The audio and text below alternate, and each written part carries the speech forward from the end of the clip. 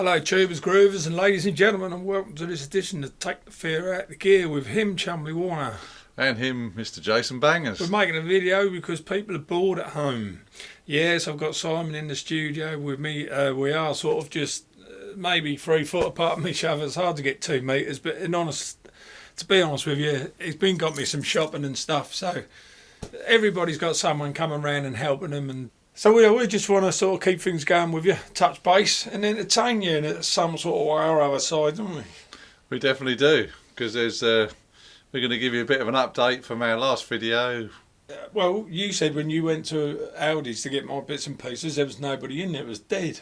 And no. the shelves were full, you said. Yeah, shelves are back to normal, you can get your eggs. I didn't actually check on the toilet rolls, but everything else looked full. Yeah. Well, I should imagine that if everybody who bulk bought, and that doesn't include us, will have enough food to last them till Christmas. For a good month or two anyway. Yeah.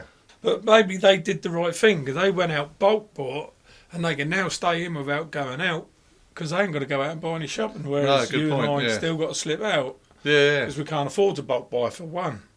Yeah, and I suppose leading on from that, because we gave you a bit of an update on the self-employed thing a few days ago.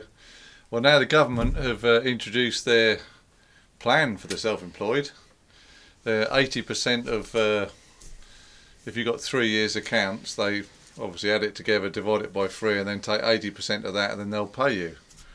The bad news is, if we're not bankrupt enough at the moment, they're going to wait till June to sort it out for us. The HMRC have got all your details on there. They've got your national insurance number. They know. Who are the HMRC? Her Majesty's Revenue and Customs, the tax people. Right, okay, that's what I said. Who are they? Yes. Nice one. Sorry, dude, I put you off there, didn't I? Anyway, they've got all our details. You know, if you've done your accounts, they've got all the information. They know who you are. Why they can't just go type into their computer? It's an easy calculation. Why we've got to wait till June is beyond me. Like I say, if they give you the right relief on stuff, like, I mean, the mortgage and that, this mortgage holiday thing, I think anyone could have took that anyway. You can take one of them anytime you want, can't you? Yeah, mortgage. But this isn't an exceptional one, is it? It still counts, doesn't it? You still got to pay the extra. Yeah, unless the government has a word with the banks and say, right, actually during this mortgage holiday, we're not going to charge people any extra interest. That'd be fair enough, you know, because obviously we're not choosing to be in this situation. But as far as I know, the banks aren't doing anything. So all that means at the end of the day, you pay more on your mortgage, and possibly goes on a few months longer to pay that extra for this mortgage holiday. A lot of predictions of like where it's going to go and how many people it may be affecting. I didn't realise myself until I did a bit of research. It's actually computer modelling. Can I just say one thing? Yep. I don't know about Boris. He looks pretty damn well to me, and the health secretary looks fine to me. Saying it's early stages of coronavirus. They're saying that it's very early stages. He's got it very mildly. I thought you'd either got it or you hadn't. Obviously, like with anything, there's an incubation period, and then it kicks in and really makes you ill. But I'd like to see Boris when he's really, really fucking ill. Like I'm not saying I'm sceptical. It seems too well to. If that's what we're hiding from all of us, then I don't think we've got much to worry about. Is what I'm saying. Well, did you know we've all got coronavirus? Oh yeah. It's like cancer, isn't it? We've all got it. Yeah, there's hundreds of different strains of coronavirus, and we've all got it. So if we all did this test, we would all, virtually all of us, 99.9% of us test positive. I must know 2,000 people, I reckon, seriously, and I don't know a single one of them that's got this. No, I don't know anyone either. In Germany, they've been doing something like 500,000 tests on coronavirus tests using this thing per week. And the most amazing thing, because they've tested so many people, the mortality rate, so that's how many from people have been tested to how many people die, is something like 0.05%. God bless the NHS. What about driving your car then? You tell them about your driving your car thing earlier. I want to go out for a ride, and I am going to go out for a ride. I just want to head on down, because where we live, we're very close to the sea. I want to go out in my car. I want to drive down to a particular seaside. I want to sit there, take a flask of coffee with me, keep the window shut, have the music on, and I just want to take a camera with me, just film the sea, film the seagulls. Now, I'm not going to get out of the car. I'm going to be self-isolating. If a copper comes up to me to, like, say, pull me over or to ask what I'm doing, well, come on, that doesn't make any sense. I'm in here, I'm on my own, I'm having a bit of a break from sitting indoors every day because it's driving me up the wall, and I know it's driving you lot up the wall. I don't want a copper knocking on my window asking me what I'm doing. I'm self-isolating.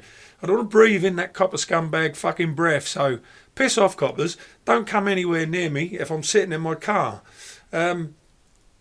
If you go out on your own in your car, you're doing it because you don't want to be near someone. The last thing you want is a copper coming up to ask you questions about where you're going and what you're doing. Well, it's none of their business, to be honest. Is this a free country, or have it was the last time I checked. Yeah. Well, you know what I'm saying. So if I'm self-isolating just to chill myself out, because I do get wound up, and a copper comes up to my window and says, "Roll the window down," you know where it's going to go. It's going to end up in an argument. And then two, why am I talking to him when I've come out here to get away from people? Not everybody like me is going to be going to just chill out. Granted, they might be going to, I don't know, dude, you should be able to go anywhere you want if you've got to go around somebody's to help them out. So I always come round here to help me out, bring my shopping round. My dog's food, dog food, for God's sake. It's very essential they get their food before I get mine. Apparently, talking about going out, people have been, like you say, going out into the middle of nowhere, no one around, going for a walk. Yeah, which is fine, isn't it? Yeah, and then they said these drones come over, and apparently the drones are sort of... What, police filming them, like? Yeah, and suggesting they get back in their car and go home. People are being weird. I went to pick up some paracetamol from my mum from the local pharmacy. And the dear little lady in front of me, she was getting some cream for her skin and and the person behind the line was talking to her normally. But when I got up, she was like, "Yeah, want to get away from me? Have I not had a bath or something?" Cause yeah. It's like, I hate that. What's the difference? I don't know. Do I look infectious? I don't know. What I hate is they do it so abruptly and obviously that they're making a point. As much as say, "Don't come near me," even though you're going to stay 2 metres away. They do it to make a point, to cause a reaction, don't they? Just shows you the world's going fucking mad, doesn't it? Well, when you start crocheting, there's something to think about, isn't it? This is for you, Mum. I'm making you a nice scarf. It's for me old mum, guys. Look, it's see, look, it's quite like. Actually, it's much longer than I thought it was going to be. Oh, I'm infected now. I shouldn't be touching this, should I? Oh no, you shouldn't. Oh, sorry, you better have that back, Dave. Oh, cheers, mate. No, I can't touch it now because you've just touched it. Oh, it's fucked now, then, isn't it? Exactly. So have we just had chemical warfare without realising it, and we're being told to stay calm?